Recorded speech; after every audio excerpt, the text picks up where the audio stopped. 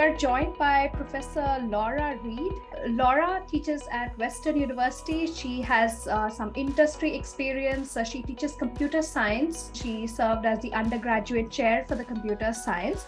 And she has been using Kritik for 2 terms now. And she teaches fairly large classes, close to about 800 students in her computer science class. We were having funding shortages for TAs, and I was kind of looking for a solution. But I genuinely I'm gonna say that I believe in this way of doing assessments. Now it has nothing to do with my budget issues, because the way Kritik works, it checks to see if you're close to the average. It doesn't want you to give everybody 100%. And there's no advantage in doing that. And there's no advantage in being a really mean marker. The advantage is in being an accurate marker. It helps them do better on the next assignment because they know actually 3 things I would maybe say.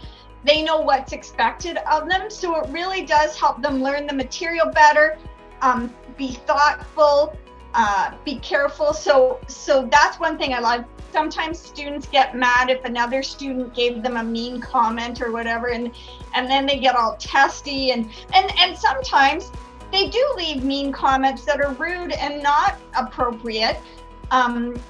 So what I like is that they're getting soft skills on how to give evaluations and how to receive evaluations in this world with the internet, and that you can cheat very easily. You can all work together on an assignment, or you can go find the answer on the internet.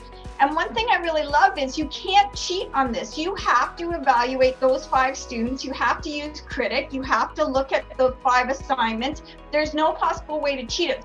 To me, the most important thing is to create a clear rubric that they can follow. And if you do that, they'll do well on this. Because I would have students emailing me, well, what should I give in this case? They don't want to be penalized.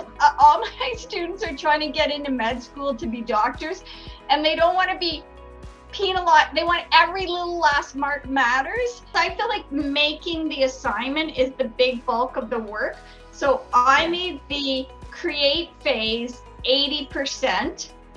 I made the grading phase 15%. So 10 of those 15 was for how well they marked each other, and then 5% was their written feedback, and then the last 5% was the feedback stage. Either you did the feedback or you didn't. So that was kind of free 5 marks as long as you did it.